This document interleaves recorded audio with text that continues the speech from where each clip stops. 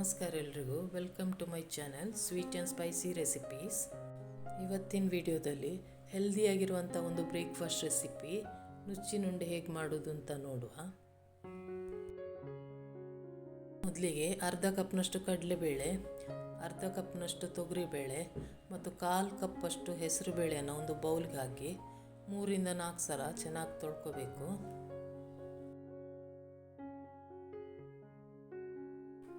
ನಂತರ ಇದಕ್ಕೆ ನೀರು ಸೇರಿಸಿ 4 ರಿಂದ 5 ಗಂಟೆ ತನಕ ನೆನೆಯಲಿಕ್ಕೆ ಬಿಡಬೇಕು. ಇವಾಗ ಇದು ನೆನೆ ಹಾಕಿ 5 ಗಂಟೆ ಆಗಿದೆ. ಇದನ್ನೊಂದು ಸ್ಟ್ರೈನರ್ಗೆ ಹಾಕಿ ಸೋಸ್ಕೊಳ್ಳುವ. ಈಗ ಸೋಸ್ಕೊಂಡು ಒಂದು 5 ನಿಮಿಷ ಹಾಗೆ ಇರಲಿ. ಈಗ ಅದಕ್ಕೆ ಬೇಕಾದ ಉಳಿದ ಇಂಗ್ರೀಡಿಯೆಂಟ್ಸನ್ನು ನೋಡುವ. ಮೊದಲಿಗೆ 1 ಕಪ್ಪಷ್ಟು ತುರಿದಿರೋ ತೆಂಗಿನಕಾಯಿ, ಅರ್ಧ ಕಪ್ನಷ್ಟು ಸಬ್ಬಸಿಗೆ ಸೊಪ್ಪು, ಅರ್ಧ ಕಪ್ನಷ್ಟು ಕೊತ್ತಂಬರಿ ಸೊಪ್ಪು, ಸ್ವಲ್ಪ ಕರಿಬೇವಿನ ಸೊಪ್ಪು, ಅರ್ಧ ಸ್ಪೂನಷ್ಟು ಜೀರಿಗೆ, ಅರ್ಧ ಸ್ಪೂನಷ್ಟು ಕಾಳು ಮೆಣಸನ್ನು ತರ್ತರಿಯಾಗಿ ಪುಡಿ ಮಾಡಿಟ್ಕೊಂಡಿದ್ದೀನಿ. 1/4 ಸ್ಪೂನಿಗಿಂತ ಸ್ವಲ್ಪ ಕಡಿಮೆ ಹಿಂಗಿನ ಪುಡಿ, ಹಸಿಮೆಣಸಿನ್ಕಾಯಿ 2 ಚಿಕ್ಕದಾಗಿ ಕಟ್ ಮಾಡಿರೋದು ಮತ್ತು 1 ಇಂಚಷ್ಟು ಶುಂಠಿಯನ್ನು ತುರಿದಿರೋದು, ರುಚಿಗೆ ಎಷ್ಟು ಉಪ್ಪು ಬೇಕೋ ಅಷ್ಟು. ಇವಾಗ ಇದನ್ನು ಮಿಕ್ಸಿ ಜಾರಿಗೆ ಹಾಕಿ ಗ್ರೈಂಡ್ ಮಾಡಿಕೊಳ್ಳುವ. ನೋಡಿ, ಇಷ್ಟು ತರಿಯಾಗಿರಬೇಕು.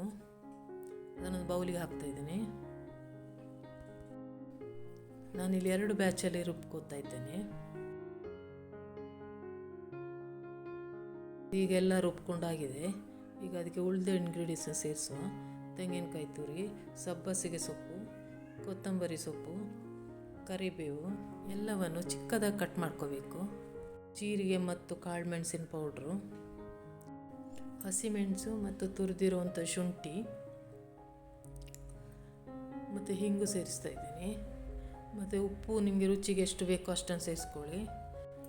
ಈಗ ಎಲ್ಲವನ್ನು ಸರಿಯಾಗಿ ಮಿಕ್ಸ್ ಮಾಡ್ಕೋಬೇಕು. ಇದಕ್ಕೆ ನೀರು ಸೇರಿಸ್ಕೋಬಾರ್ದು. ಮತ್ತು ತೆಂಗಿನಕಾಯಿ ಬೇಕಂದರೆ ಸ್ವಲ್ಪ ಜಾಸ್ತಿನೇ ಹಾಕ್ಕೊಳ್ಳಿ, ಯಾಕಂದರೆ ಜಾಸ್ತಿ ತೆಂಗಿನಕಾಯಿ ಹಾಕಿದಷ್ಟು ಮೃದುವಾಗಿ ಬರ್ತದೆ. ಸ್ವಲ್ಪ ಮಿಶ್ರಣ ತಗೊಂಡು ನೋಡಿ, ಈ ರೀತಿ ಉಂಡೆ ಕಟ್ಟಬೇಕು.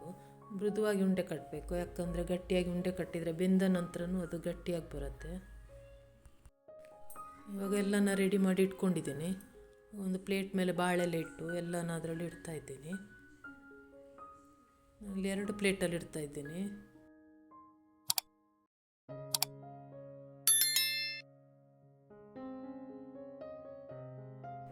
ಇವಾಗ ಒಂದು ಇಡ್ಲಿ ಪಾತ್ರೆಗೆ ನೀರು ಹಾಕ್ಬಿಟ್ಟು 10 ನಿಮಿಷ ಮುಂಚೆನೇ ಬಿಸಿಯಾಗಕ್ಕೆ ಇಟ್ಟಿದ್ದೆ.